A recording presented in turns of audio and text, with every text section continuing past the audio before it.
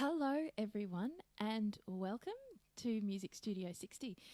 My name's Hayley, the founder and director of Music Studio 60, and today, as I mentioned in my short little live video earlier on, I'm going to be doing a little episode about the basic building blocks of Braille music.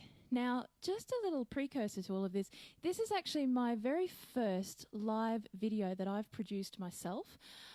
So I'd really love your feedback. If there's anything from a visual perspective, obviously me not having my sight, it's a little bit harder for me to sort of be able to tell what's going on with the video camera. So if you can let me know that in some of the comments, that would be absolutely fantastic. Of course, this will be available for you to view afterwards as well. It'll be up on the Facebook Live here for a while. But today I'm actually going to take you through some steps about understanding Braille music and understanding the basic building blocks, because we need to understand these basic building blocks before we actually can dive even deeper into what Braille music is all about. So I have some notes here, and they're actually in Braille, would you believe it or not, so that I can actually remember and follow a bit of a script on what we're going to be talking about this afternoon. So, what is Braille? Well, Braille is basically a code. It's basically a code made up of a number of dots to form letters and words. And of course, then with these letters and words, we create sentences. So Braille is something that a person who has a vision impairment is able to use to communicate with the world. So in other words, basically we can read and write just like everybody else. It allows us to study, it allows us to work, it allows us to interact with everyday life, basically, because being able to read and write is certainly an essential part of our everyday life. So Braille is something that is really quite important for someone with a vision impairment because it really opens the door for so many things. Now, we also have Braille music, which is specific for musicians and singers, entertainers, performers who play whatever instrument, whether it's violin, piano, guitar, whatever it might be, to be able to play those instruments, but to be able to read the music so that we can get an understanding of the musicality behind what we're playing. And so we can read the music and perform on stage just like everybody else. So that's why we have Braille music. Now, what I wanted to do today was actually take you through some basics of Braille music. Now, how we're going to do this is we're going to break it down into 4 sections. So each section is going to represent a rhythmical value. Now, what do I mean by rhythmical values? Okay, in music we have what's called rhythm. So rhythm is kind of like the driving force. It kind of gets you going.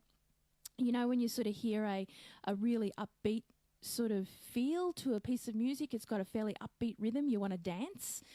That's kind of what rhythm does. Or if it's a really, really slow, gentle, flowing sort of feel, that's what, you know, you're going to feel that rhythm in a slow, gentle flow. But there are components from a musical perspective that make up rhythm, and I'm going to look at some of them today. And so they are quavers, crotchets, minims, and we also have semiquavers. Now, just a little bit of a theory background. So, crotchets are also known as quarter notes. So, what I mean by quarter notes, so say if you have a bar of music and it's in 4/4 time, you're going to have 4 crotchets in a bar because there's 4 quarters equals 1 bar. So, kind of think of it a bit mathematically here. So, you have 4 crotchets. So, to do it this way, if you've got a bar of 4/4 times, so we count to 4, 1, 2, 3, 4, we have 4 crotchets, which is 1, 2, 3, 4. So you have 4 beats, 1, 2, 3, 4, okay? Now, quavers are known as 8th notes, okay? So depending on what system, we either call them quavers or we call them 8th notes.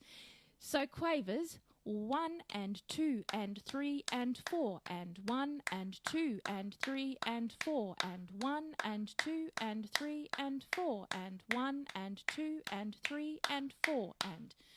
So they're quavers, okay? So we have your crotchets, 1, 2, 3, 4, and your quavers, 1 and 2 and 3 and 4 and 1 and 2 and 3 and 4 and. Then we have semiquavers. Now semiquavers, I'll just make sure that I'm actually on front of the microphone. We have semiquavers. So they're also called 16th notes, okay? So it goes like this. 1E and a 2E and a 3E and a 4E and a 1E and a 2E and a 3E and a 4E and a 1E and a 2E and a 3E and a 4E and a. Okay, so they're semiquavers. 1E and a 2E and a 3E and a 4E and a. So in a bar of 4/4 we have crotchets 1, 2, 3, 4, or known as quarter notes. And when we write 4/4, we write 4/4. Okay, when we write the time signature. Then we have our quavers, which are also 8th notes. 1 and 2 and 3 and 4 and 1 and 2 and 3 and 4 and semiquavers. 1E and a 2E and a 3E and a 4E and a 1E and a 2E and a 3E and a 4E and a. Okay, then the other one we're going to look at is minims. So minims are called half notes. So in a bar of 4/4, you would have 2 minutes because a minim equals 2 crotchets. So minims are 1, 2, 3, 4. Okay, so you have 2. So that's minims. We have minims, crotchets, quavers, semiquavers. And we also have a semibreve. So a semibreve is just a whole bar. Yeah? So you have the whole bar is just boom, one long note. Okay, now why am I explaining this? Well, in Braille, to get an understanding, we're going to use this rhythmic system to be able to understand some of the basic notes, some of the basic keys.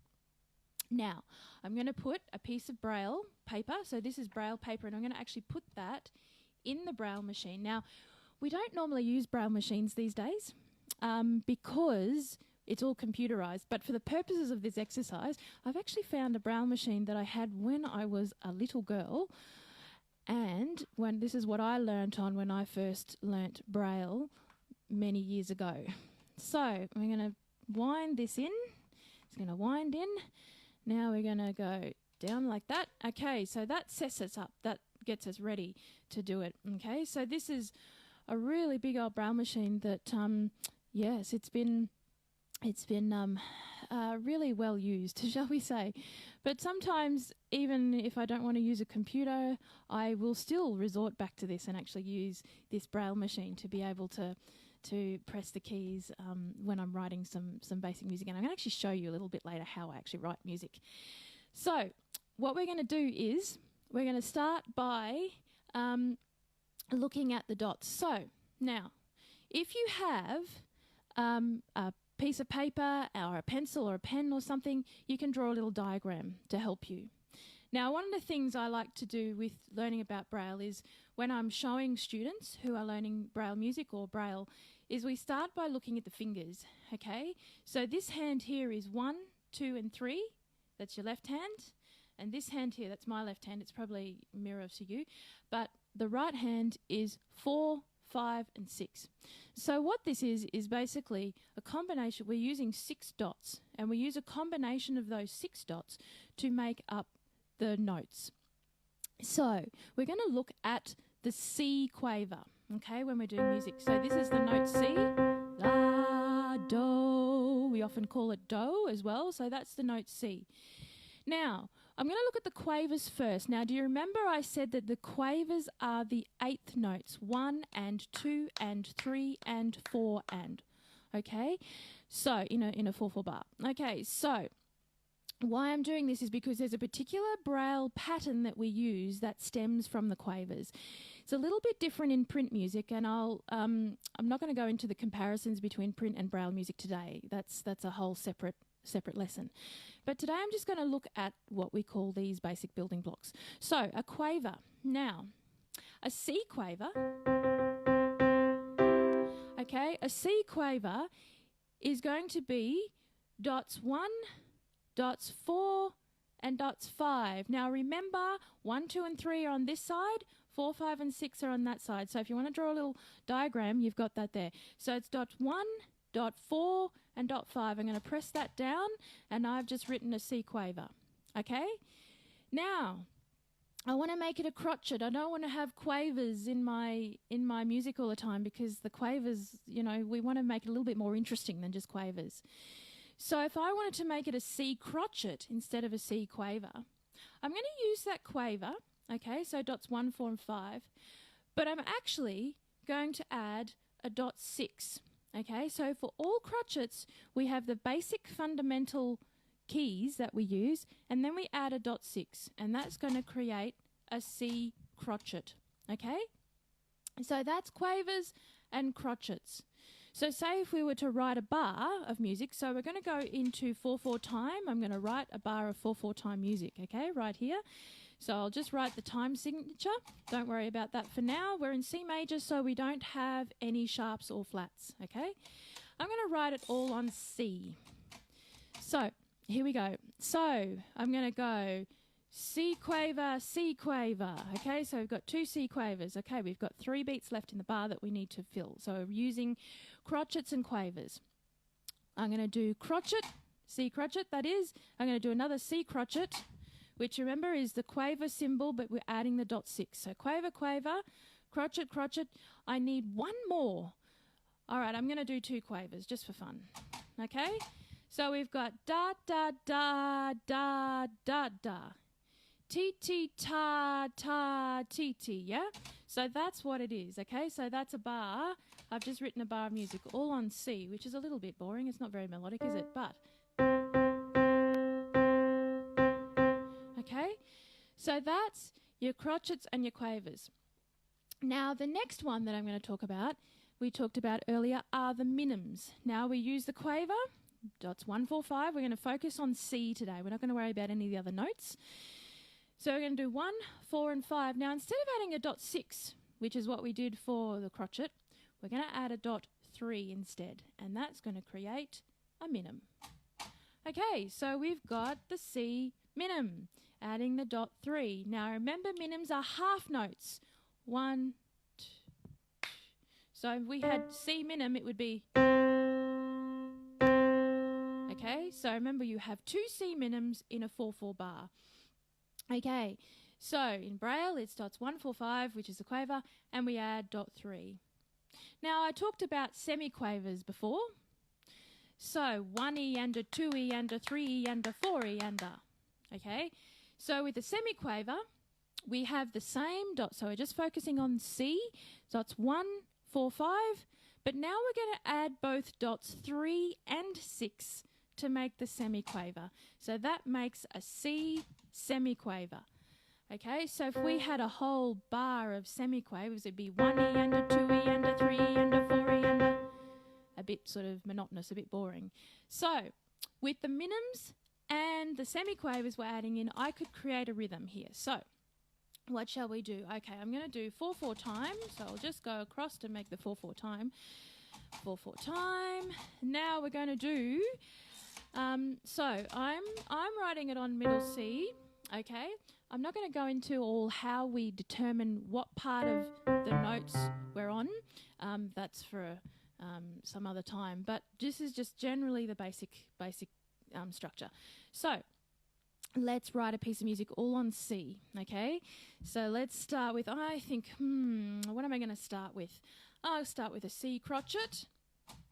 Now, I've put a little sign so that I know whereabouts on the musical staff this is, but I'm not going to show you that today. So we've got a C crotchet, so that's dots 1, 4, 5, 6, okay? Then I think I might have, what am I going to use? I'm going to be a bit boring, actually. I'm going to use a minim. Now, you don't normally, I probably wouldn't usually write it like this. You know, groupings and things like that are also very important, but just for now, I'm just going to make something up. Okay, so then we've got a minim, so I'm going to put a minim. So that's 1, 4, 5, the quaver, and it's dot 3.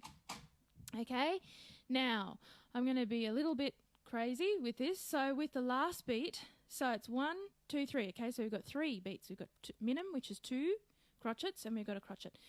So for the last beat, now I could either use another crotchet, which would make it 4, or I could do 2 quavers, or I could do, what can we do? Let's try 4 semiquavers. Dut, dut, dut, dut. Now, I probably would not write a piece of music like that, but just for the purposes of this, it's going to be 1, 4, 5, and 3 and 6. Okay, so they are just some of the very, very basics around Braille music. If you'd like to learn more about Braille music from me, then feel free to check out Music Studio 60. I also have a Musician Hayley page on Twitter. I have Music Studio 60 Instagram page and also a Hayley Facebook page. I have quite a few social media pages. Music Studio 60 is the educational side of things, I guess, and Hayley is the artist side of things. Does all the writing of the music and playing the songs and things like that. I hope you've really enjoyed today. I certainly have. It's been great to show you just a little bit of the ins and outs of Braille music. Of course, there's so much more. If you'd love to learn, I'd love to hear from you. I do some training courses. I have lessons available, both online, definitely online, and of course, if necessary, we can meet face-to-face, but at the moment, of course, I am kind of focusing a little bit more online because I can, it's obviously an interesting time at the moment in the world, but really would love you to reach out to me, and, all the information about lessons are available on also the website, musicstudio60.com.au. Hey, thanks very much, everybody. And I'm certainly going to do some more of these live videos about different topics, all sorts of topics. But thanks so much for joining me, and I'll see you next time.